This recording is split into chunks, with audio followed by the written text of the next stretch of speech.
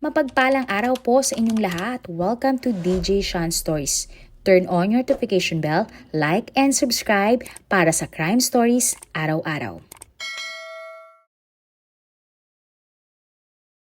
Ang ating kwento ngayon ay tungkol sa dalawang mga barkong lumubog sa ating karagatan nito lamang isang linggo. Ang tatlong mga barko nga ay sunod-sunod na lumubog sa loob lamang ng isang linggo. At ang isa nga sa pinaka-controversial ay ang pagligtas ng mga Chinese sa mga tripulante ng isang barko di kalayuan sa ating bansa.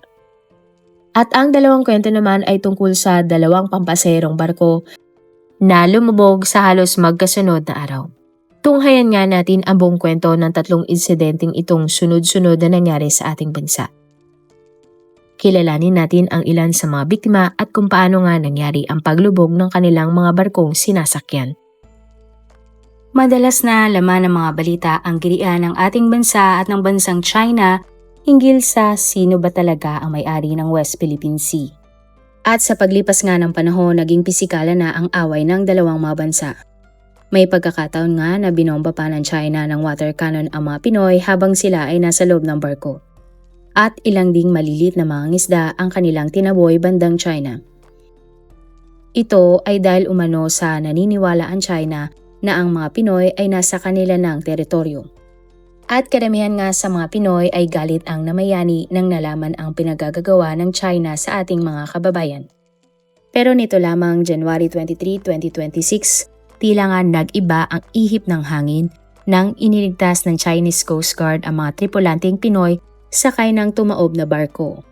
Sa ating kwento ngayon, alamin natin ang viral at trending na kwento ng mga Pinoy na nailigtas mula sa bingit ng kamatayan ng pinaniniwalaang mga Chinese Coast Guard na tumataboy din sa ating mga kababayan.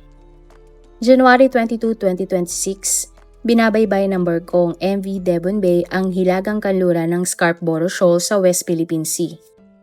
Ang Devon Bay ay isang Singaporean flag cargo ship. Ang barko ay papuntang Yanjing, China at nagbula sa Gutalak, Zamboanga.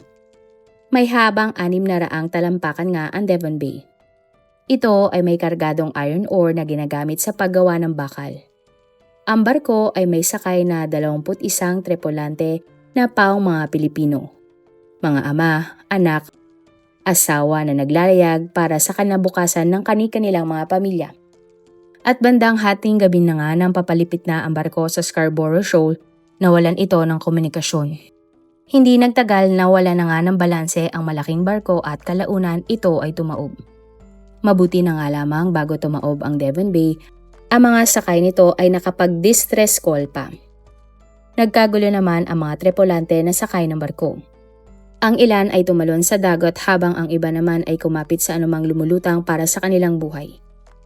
Matapos ngang matanggap ang kanilang distress call, agad na nagsagawa ng search and rescue operation ang mga Maritime Authority na nakatanggap ng distress call. Ang Philippine Coast Guard ay nagpadala ng 2 mga barko at 2 mga eroplano upang sagipin ang mga nawawala. Kasabay nito, natanggap din ng Chinese Coast Guard ang distress call ng mga Pinoy dahil ang kanilang isang barko ay malapit lamang sa pinangyarihan ng paglubog ng barko. At sa puntong ito, hindi sila nagdalawang isip na tulungan ang ating mga kababayan. Gumamit nga ang China ng kanilang mga barko at military aircraft para sagapin ang ating mga kababayan. Nagtulungan din ang PCG at CGG o Philippine Coast Guard at Chinese Coast Guard para sa rescue operation. At sa kabila nga ng tensyon ng dalawang mga bansa hinggil sa mga water and land dispute, hindi sila nagdalawang isip na magtulungan para mailigtas ang ating mga kababayan. Ang 2 Coast Guard ay nagsagawa ng sanib-puwersa para sa isang humanitarian operations gamit ang koordinasyon. Labis na pag-aalala naman ang naramdaman ng bawat Pilipino ng mga nawawalang tripulante. Tanging dasal nga nila ay makaligtas ang mga Pinoy sa trahedya na ito. At sa pagdaan nga ng mga oras, lalong umigting ang kaba ng mga pamilya habang umaasa na muli pa nilang makakapiling ang kanilang ama, kapatid at asawa. 6:00 na nga ng gabi, isang magandang balita ang natanggap ng Philippine Coast Guard. Na-rescue na kasi ng Chinese Coast Guard ang ating mga kababayan. 17 crew member ng Devon Bay ang na-recover ng Chinese Coast Guard. 15 sa mga Pinoy ay nasa stable ng kondisyon habang ang 2 ay binawian na ng buhay. At ang mga Pinoy na nasawi ay kinilalang sina Marcelo Dagulpo Virtudazo at Mario Michael Pabuan Mejedo. Samantala, may 4 pang mga Pilipinong tripulante ang nananatiling nawawala. Sila ay kinilalang si Elimar Perinjucal, Jen Jaffer Marfa, Geo Dingal at John Mark Dumaan. At January 25 ng tanghali nang naglayag ang BRP Teresa sa Magbanwa, papunta sa Scarborough Shoal para sa pag-turn over ng mga nailigtas na mga Pinoy. Malaki nga ang pasasalamat ng Philippine Coast Guard ng ating pamahalaan at ng mga Pinoy na nailigtas sa mga Chinese Coast Guard. Sa kabila kasi ng sigalot sa pagitan ng Pilipinas at China, mas nanaig sa China ang kabutihan para sa ating mga kababayan. Marahil nga kundi dahil sa Chinese Coast Guard, hindi siguro nakauwing buhay ang ating ilang mga kababayan. Ang mga nasagip na Pinoy ay dinala sa Pier 13 sa Port Area, Manila para makapiling ang kanilang mga pamilya at simulan ang kanilang pag-recover pagkatapos nga na nakakatakot nilang karanasan. Nagpatuloy naman ang paghahanap ng Philippine Coast Guard para sa 4 na tripulante na hindi pa nakikita. Ginamit nila ang mga barko at aircraft para sa aerial at surface search operations. Ayon sa Coast Guard, ang insidente ay nangyari nga sa loob ng Exclusive Economic Zone ng Pilipinas.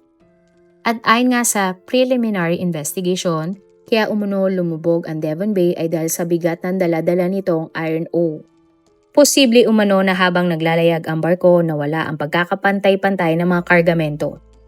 Napag-alaman din na hindi nga maganda ang panahon ng araw na iyon kaya malalaki at malalakas ang alon.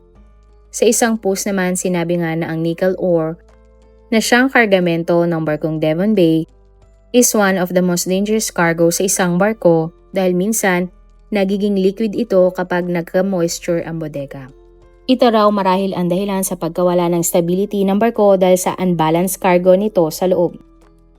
Ay nga sa PCG, ang ginawa ng China ay alinsunod nga sa United Nations Convention on the Law of the Sea, kung saan merong moral obligation ang bawat estado na dapat silang magsagawa ng rescue operation kahit hindi na nila jurisdiction ang pinangyarihan ng insidente.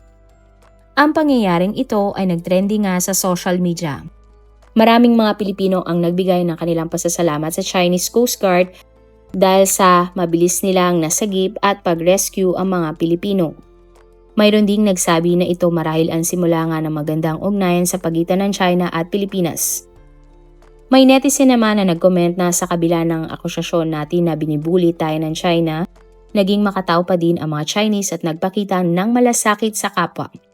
Meron namang tinawag na milagro nga ang pangyayari dahil nga marami pa ring mga Pinoy ang nakaligtas mula sa trahedya. Sa isang comment naman, sinabi nga na strategic move lamang umano ng China ang ginawa nilang pag-rescue sa mga Pilipino para ipakita sa mundo na sila ay mababait na tao. Sa isang comment naman, nagtataka nga ang netizen kung paano daw ba lumubog ang Devon Bay. May mga sumagot naman na netizen at sinabi nga na tila ba pinalalabas na nag-comment na posibleng gawa umano ng China ang paglubog ng barko na may mga sakay na mga Pinoy. Ay naman sa isang comment, hindi dapat magalit ang mga Pilipino sa China. Dahil nga karamihan ng ating mga binibiling gamit ay made in China. Samantala, emosyonal naman ang ating mga kababayan nang sila ay nagsama-sama at nagkita-kitang muli matapos silang ma-rescue ng Chinese Coast Guard. Sila ay nagyakapan, nagkamustahan at nag-iyakan na lamang dahil sa kanilang sinapit. Ang lahat nga ng Pinoy na tripulante ay malaki ang pasasalamat sa mga Chinese na sumagip sa kanila. Sa ginawa nga ng Chinese Coast Guard, maging sila ay nagbuwis ng kanilang buhay para mailigtas ang ating mga kababayan. Sa isang video na mula sa China, ipinapakita doon kung paano nagtutulungan ang mga Chinese para mailigtas ang mga Pinoy. Matapos iyon, sinigurado nga ng Chinese Coast Guard na maibibigay ang lahat ng pangangailangan ng ating mga kababayan.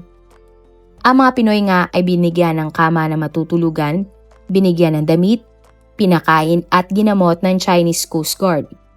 Bago nga tuluyang umalis, baka sa mga Pinoy ang sinseridad ng kanilang pasasalamat sa mga crew ng barkong nag-rescue sa kanila. At sa kabila nga ng pagkakaiba ng lengguwahe, Masasabing tila nagkakaintindihan sila at nagyayakapan pa dahil sa kanilang pasasalamat. Pero kung ating babalikan ang mahabang panahon ng agawan ng China at Pilipinas sa West Philippine Sea, marami ngang hindi natuwa sa mga ikinilos ng China sa ating mga kababayan noon.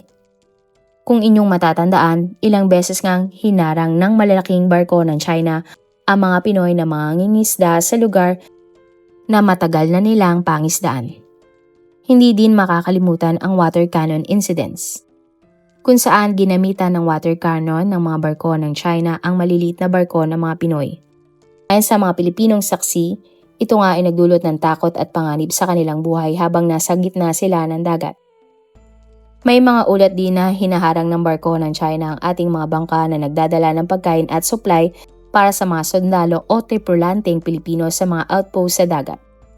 At January 26, 2025 naman, nang dumating na nga ang labi ng 2 tripulanteng Pinoy na sa kasamang palad ay hindi nakaligtas sa paglubog ng Devon Bay. Patuloy naman pinaghahanap ng Coast Guard ang 4 pang nawawalang mga Pilipino. Samantala, binigyan naman ng papuri ni Philippine Coast Guard Commandant Admiral Ronnie Hill Gavan ang kapitan ng Devon Bay na si Ilimar Jucal na kabilang sa 4 pang nawawala. Ayon sa Philippine Coast Guard, hindi pinabayaan ni Ilimar ang kanyang mga kasamaan dahil sa kabila ng panganib, hindi inuna ni Ilimar ang kanyang sarili kahit pa siya ay nasa bingit na ng peligro. Binigyan naman ng pinakamalalim na paggalang at taus-pusong pagpupugay ang kapitan ng barko na si Ilimar. Sa isang Facebook post, pinasalamatan si Ilimar dahil sa hindi natinag ang kanyang dedikasyon sa trahedya na kinansangkutan nga ng Devon Bay. Malaki nga ang pasasalamat ng lahat kay Ilimar sa kabayanihan at marangal na paglilingkod na ipinamalas ng kapitan. Nagbahagi din ng post ang kapatid ng isang nakaligtas na Pinoy. Ayon sa nag-post, sinabi sa kanya ng kanyang kapatid na tingin niya imposible nang maligtas sila dahil sobrang lubog na ng barko. At nag-aantay na nga lamang sila ng utos ng kapitan para abandonahin ang barko.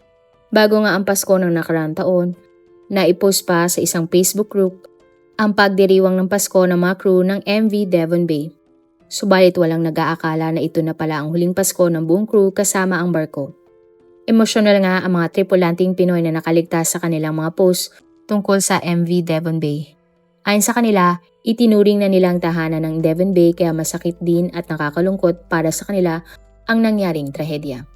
Ikaw, may iba ka bang opinyon tungkol sa pagsagip ng Chinese Coast Guard sa ating mga kababayan? Para naman sa ating pangalawang kwento, ating talakayin ang paglubog muli ng isa pang barko mula sa Mindanao. Pangalawang trahedya nga ng paglubog ng barko sa loob lamang ng 1 linggo. January 17, 2026 naman, ang motorbangka ng MBCA Amehera ay naglalayag mula sa Santa Ana Wharf sa Davao City papuntang Governor Generoso sa Davao Oriental. Ito ay itinuturing na recreational boat na madalas ginagamit ng mga turista o grupo para mag-fishing at iba pang libangan sa dagat. Ang motorbangka ay may sakay na 16 na mga katao. 11 sa mga ito ay mga pasahero o turista. 4 naman ang crew members at isang boatmaster na nagmamaneho ng nasabing bangka. Subalit hindi na nakarating pa sa kanilang destinasyon ang Amehara dahil ng January 19 nawawala na ang kontak nila sa barko. At ayon sa mga balita ng January 19, huling nakita ang Amehara malapit sa Sarangani, Davao Oriental. Matapos ngang mawala ng kontak sa bangka, agad na nagsagawa ang Philippine Coast Guard ng isang malawakang search and rescue operation kasama nga ang iba't ibang mga ahensya. Ang Philippine Coast Guard ay agad nandang deploy ng surface vessels at aircraft upang hanapin ang mga nawawalang bangka at mga taong sakay. Pero bago pa man magsimula ang search and rescue operation, may isang pasahero na ang nasagip ng buhay.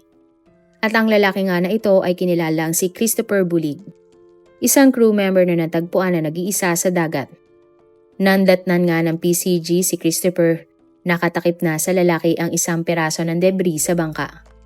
Agad nga siyang dinala sa pinakamalapit na ospital para bigyan ng paunang lunas at atensyon. At ayon nga kay Christopher, ang lahat ng sakay ng Amehara ay buhay pa noon bago lumubog ang bangka. Sinabi din ng lalaki na nahiwalay siya sa grupo ng mga pasahero dahil siya ay lumalangoy noon. Nakita pa umano ni Christopher na magkakahawak-hawak ng kamay ang mga pasahero habang palutang-lutang sa dagat. At paglipas nga ng ilang araw na paghahanap, 6 na labi ang natagpuan sa dagat malapit sa Sarangani at Davao Occidental na pinaniniwalaan sakay nga ng barkong Amehara. Ang mga labi ay isinakay sa mga barko ng Philippine Navy para sa forensic examination at kanilang pagkakalanlan.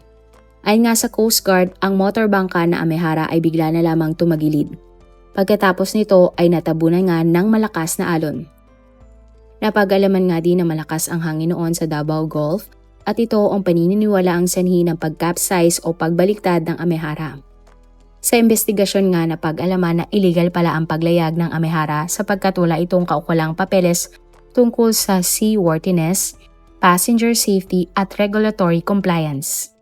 Patuloy po nga rin ang search and rescue ng PCG, Navy at iba pang kasamahang ahensya para sa mga nawawala. Humingi na din ng tulong ang PCG sa Amerika at Indonesia para sa rescue operation. Hindi nagtagal, isa pang insidente sa dagat ang naganap sa ating bansa.